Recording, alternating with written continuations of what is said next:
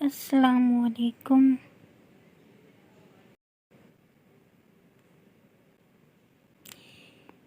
طلسمی جھیل کا راز۔ کسی گاؤں میں ایک کسان اپنی بیوی اور بیٹے کے ساتھ رہتا تھا۔ اس کے بیٹے کا نام انور تھا۔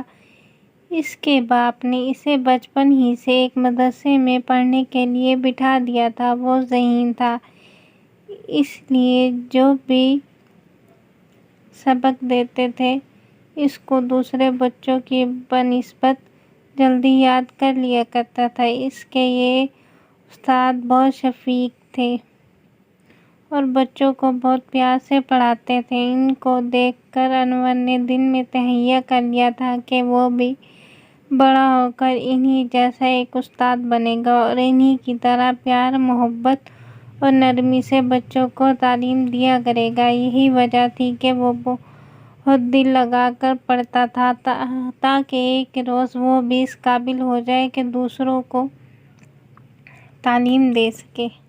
اگلے روز سونا نے اسے صبح سویرے بستر سے اٹھا کر بٹھا دیا اور خود جلدی جلدی سب کے لیے ناشتہ تیار کرنے لگی۔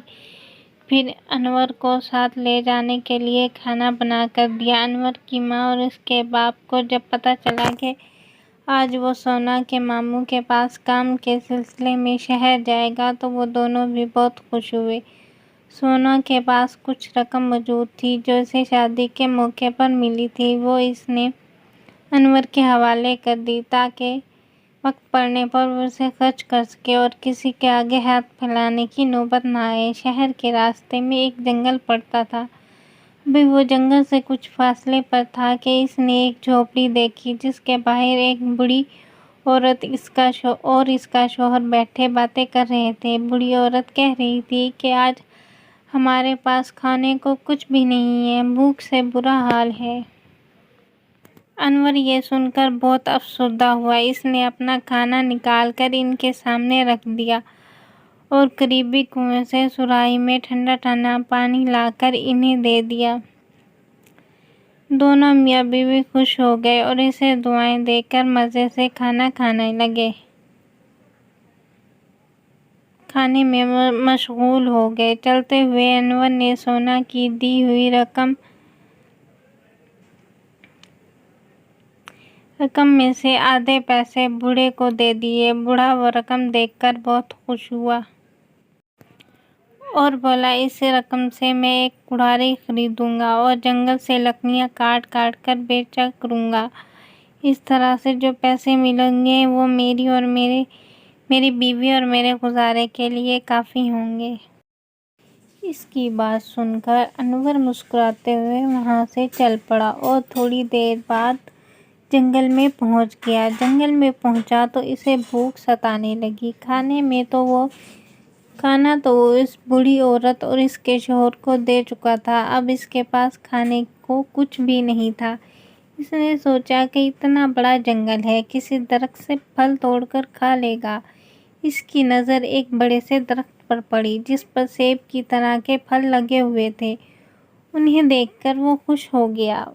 وہ پھل کافی اونچائی پر تھے اور انور انہیں زمین پر کھڑے کھڑے نہیں توڑ سکتا تھا، اس لیے اس نے درخت پر چڑھنے کا ارادہ کر لیا۔ وہ درخت پر چڑھا تو اسے اوپر کی ایک شاخ پر چڑیا سے تھوڑا بڑا کئی رنگوں والا ایک پرندہ دکھائی دیا۔ وہ چاروں طرف سے بے خبر ایک پھل پر چونچ مار مار کر اسے کھا رہا تھا۔ انور کو وہ پرندہ بہت اچھا لگا۔ اس نے سوچا کہ اس خوبصورت پرندے کو میں گھر لے جا کر سونا کو دے دوں گا، وہ اسے دیکھ کر بہت خوش ہوگی۔ یہ سوچ کر وہ بغیر کوئی آواز نکالے اس کے نزدیک آیا اور پھر جھپٹ کر اسے اپنی گرفت میں لے لیا۔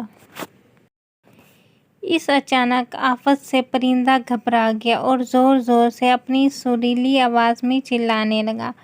پھر اس نے سہمی ہوئی نظروں سے انور کو دیکھتے ہوئے کہا، اگر تم مجھے چھوڑنے کا وعدہ کرو تو میں تمہیں طلسمی جھیل کا راز بتاؤں گا، ممکن ہے وہ تمہارے کسی کام آ جائے۔ اسے انسانوں کی طرح باتیں کرتا دیکھ کر انور حیران رہ گیا۔ وہ سنبھل کر ایک موٹی سی شاخ پر بیٹھتے ہوئے بولا، ٹھیک ہے، تم مجھے طلسمی جھیل کا راز بتاؤ، میں تمہیں چھوڑ دوں گا۔ پرندے نے کہا، تم اس جنگل میں کسی بھی جگہ کھڑے ہو کر پورے 100 قدم گن کر سامنے کی جانب چلو، 100 قدم پورے ہو جائیں تو رک جاؤ اور پھر پورے 100 قدم گن کر دوبارہ پیچھے کی جانب آؤ۔ اگر قدموں کی گنتی بالکل ٹھیک ہوئی تو تمہارے سامنے ایک جھیل نمودار ہو جائے گی۔ یہی طلسمی جھیل ہے۔ اگر اس جھیل کا پانی کسی ایسے شخص پر ڈال دیا جائے جو جادو جانتا ہو تو اس عمل سے وہ اپنا سارا جادو ہمیشہ کے لیے بھول جائے گا اور پھر کبھی بھی کسی پر جادو نہیں کر سکے گا۔ اس کے علاوہ اس نے جس پر بھی اپنا جادو کیا ہوگا، ان لوگوں پر سے بھی اس کے جادو کا اثر ختم ہو جائے گا۔ یہ ہے طلسمی جھیل کا راز۔ انور کو یہ بات بہت عجیب سی لگی۔ اس نے پرندے کو چھوڑ دیا۔ اس کے بعد اس نے کچھ پھل کھا کر اپنی بھوک مٹا۔ پھر درخت سے نیچے اتر کر وہ ایک جگہ کھڑا ہو گیا۔ وہاں سے وہ 100 قدم آگے کی طرف گیا اور پھر جب 100 قدم پورے ہو گئے تو وہ گن گن کر 100 قدم پیچھے کی جانب آیا۔ جب یہ گنتی پوری ہو گئی تو اچانک اس کے سامنے ایک ہلکے سے دھماکے کے ساتھ ایک جھیل نمودار ہو گئی جس میں سبزی مائل پانی بھرا ہوا تھا اور اس میں جگہ جگہ کنول کے پھول نظر آ رہے تھے۔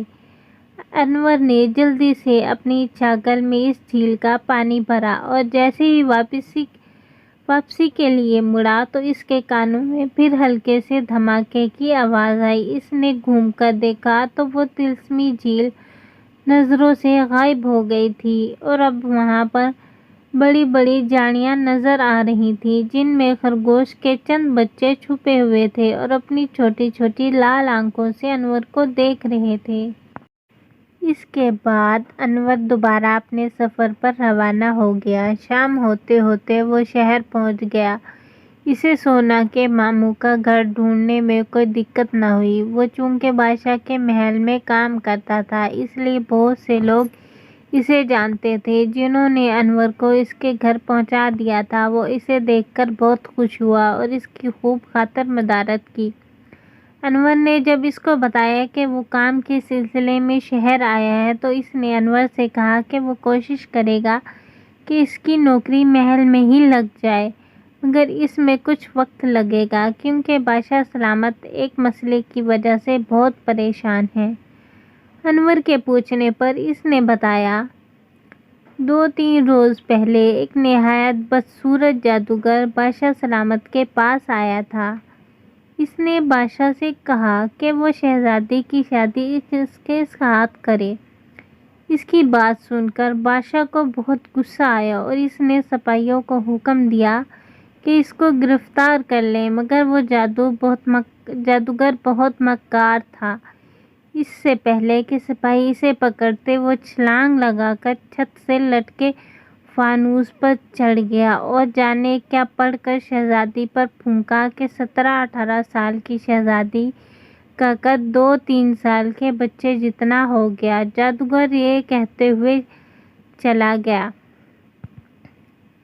کہ اگر بادشاہ نے اس کی شادی اپنے بیٹے کے ساتھ نہیں کی تو شہزادی ہمیشہ اتنے ہی قد کی رہے گی۔ اس نے بادشاہ سلامت کو سوچنے کے لیے 3 روز دیے ہیں۔ کل اس مہلت کا آخری دن ہے۔ کل وہ جادوگر پھر آئے گا، دیکھو کیا ہوتا ہے۔ یہ کہانی سن کر انور سوچ میں پڑ گیا۔ اس نے سونا کے ماموں سے کوئی بات نہیں کی۔ اگلے روز سونا کا ماموں اس کو لے کر محل گیا اور خود باغیچے میں کام کرنے لگا۔ محل آتے ہوئے انور چھاگل اپنے ساتھ ہی لے آیا تھا جس میں طلسمی جھیل کا پانی تھا۔ محل میں موجود سارے لوگ خاموش تھے اور سہمے سہمے اپنے کام کرتے پھر رہے تھے۔ وہ سب اپنے بادشاہ سے بہت محبت کرتے تھے کیونکہ وہ اپنی رعایا کا بہت خیال رکھتا تھا۔ انہیں یہ فکر ہو گئی تھی کہ جانے آج وہ جادوگر آ کر کیا گل کھلائے گا۔ بادشاہ اپنے دربار میں بیٹھا تھا، اسے اس ظالم جادوگر کا انتظار تھا۔ بادشاہ نے سوچ لیا تھا کہ وہ اسے بہت سی دولت دے کر اس بات پر راضی کرنے کی کوشش کرے گا کہ وہ شہزادی پر سے جادو کا اثر ختم کر دے اور اس سے شادی کا خیال بھی چھوڑ دے۔ اچانک محل میں کھلبلی سی مچ گئی، چاروں طرف شور مچ گیا، جادوگر آ گیا، جادوگر آ گیا۔ یہ آوازیں سن کر انور بھی دربار کی جانب لپکا۔ پہرے دار تو اپنے ہوش و حواس میں ہی نہیں تھے، سب کی نظریں اس اڑتے ہوئے جادوگر پر لگی ہوئی تھیں جو اب محل میں داخل ہو کر بھرے دربار میں داخل ہو گیا تھا۔ انور کو دربار کے دروازے پر کسی نے بھی نہیں روکا کیونکہ سب کی نظریں جادوگر پر لگی ہوئی تھیں۔ وہ بڑی آسانی سے دربار میں پہنچ کر ایک طرف کھڑا ہو گیا تھا۔ وہاں اس نے ایک عجیب و غریب شکل والے شخص کو دیکھا جس کی ایک آنکھ چھوٹی اور دوسری آنکھ بہت بڑی تھی۔ اس کی ناک بہت لمبی تھی اور آگے سے مڑی ہوئی تھی۔ وہ بادشاہ کے سامنے کھڑا تھا اور اس کے چہرے پر ایک شیطانی مسکراہٹ تھی۔ انور سمجھ گیا کہ یہی وہ ظالم جادوگر ہے جس کی وجہ سے بادشاہ پریشان ہے۔ انور جادوگر کے سامنے جا کر کھڑا ہو گیا۔ اسے اپنے سامنے دیکھ کر جادوگر کے چہرے پر غصے کے اثرات نمودار ہو گئے۔ لڑکے، تو کون ہے؟ میرے سامنے یوں کھڑے ہونے کا تیرا کیا مقصد ہے؟ کیا تو مجھے نہیں جانتا کہ میں کتنا بڑا جادوگر ہوں؟ میرا نام انور ہے، تم بھی مجھے نہیں جانتے ہو، ورنہ اس انداز میں مجھ سے باتیں نہ کرتے۔ تمہاری بھلائی اسی میں ہے کہ شہزادی صاحبہ پر سے جادو کا اثر ختم کر دو اور اپنی منحوس شکل لے کر یہاں سے چلے جاؤ اور دوبارہ کبھی اس جگہ کا رخ نہ کرو۔